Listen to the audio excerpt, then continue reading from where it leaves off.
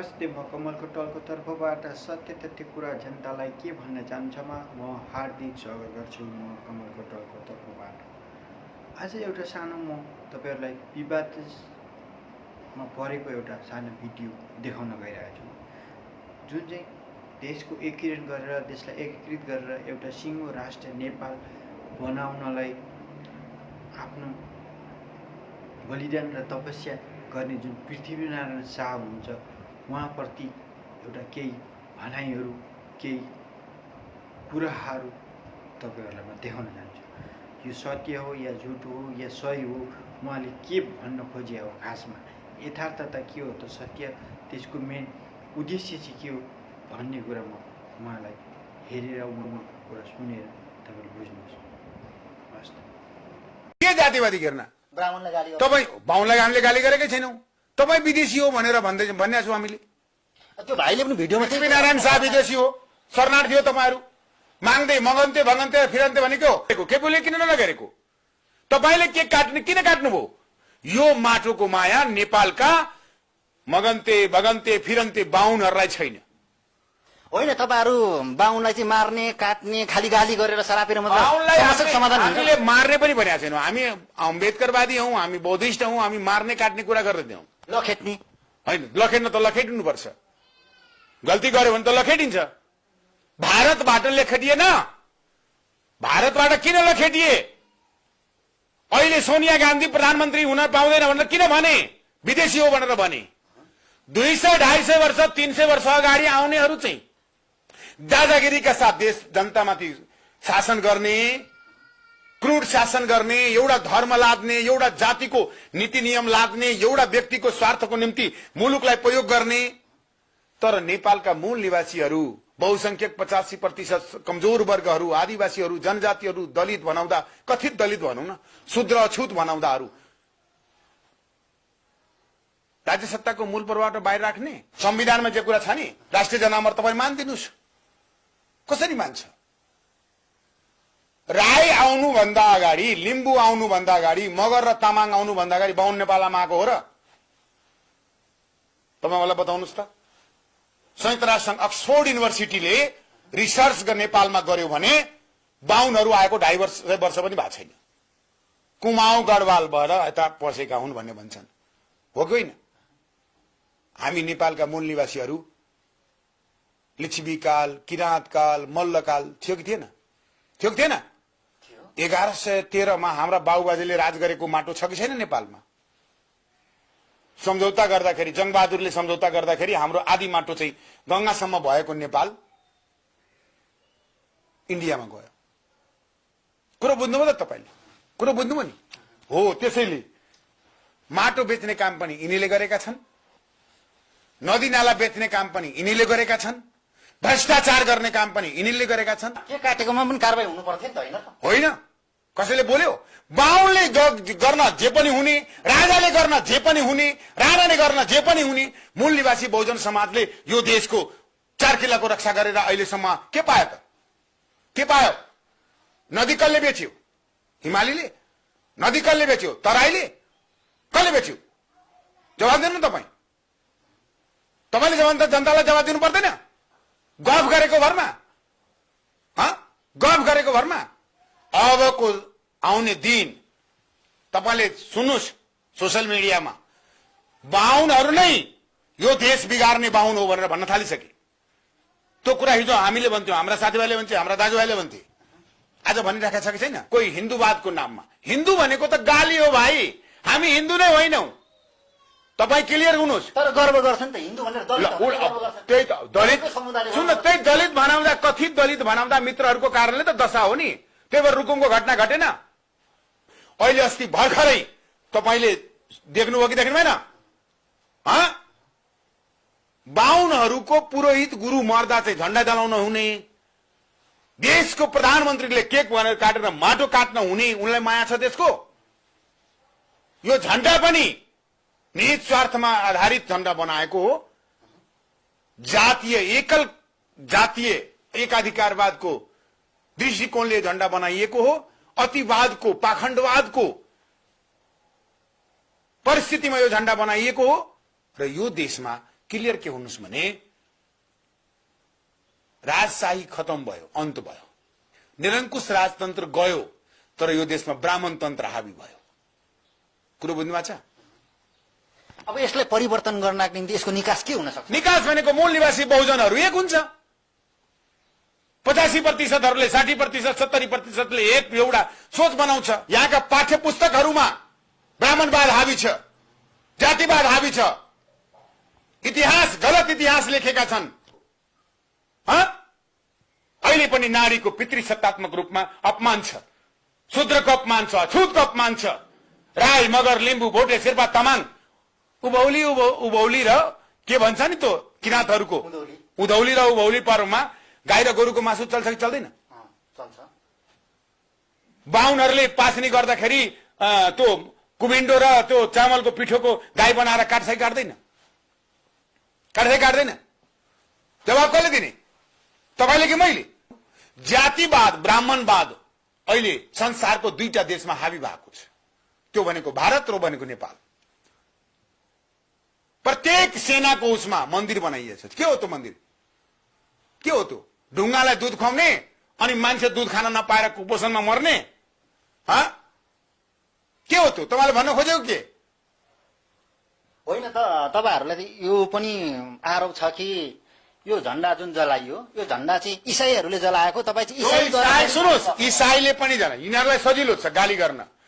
यिनलाई सुन्नुस्, नेपालका केही मुठ्ठीभर बाहुनहरू जो मनुवादलाई जीवित राख्न चाहन्छ, जो दरबारसँग नजिक छन्, जो ब्राह्मणवाद कट्टरी ब्राह्मणवादीहरूसँग नजिक छ, तिनीहरूले कहिले मुसलमानलाई गाली गर्ने, कहिले बौद्धिस्टलाई गाली गर्ने, कहिले किराँतलाई गाली गर्ने, कहिले क्रिस्चियनलाई गाली गर्ने, कहिले यहुदीलाई गाली गर्ने।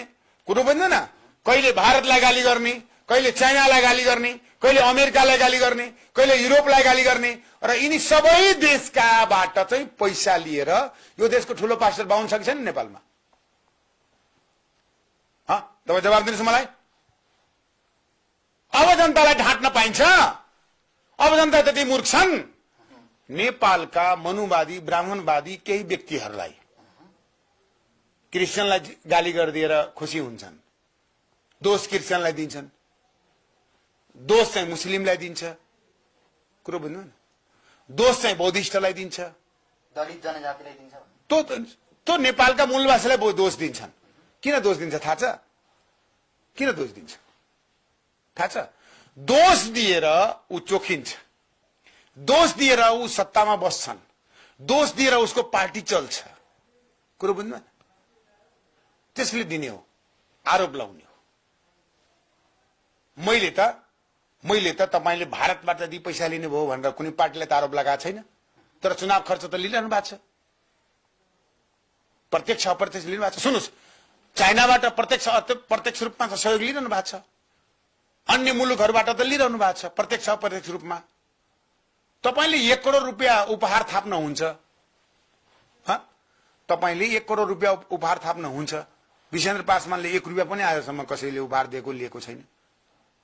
प्रमाण दिनु न छ? असली क्रिस्चियनको पैसा खाने मान्छे को हो भन्ने कुरा अब पनि लुकाएर लुकिन्छ। को हो त त्यो भनिदिनुस्? ल, मैले किन भन्ने? तपाईले बुझ्नु भएको छ नि, तपाई पत्रकार होइन?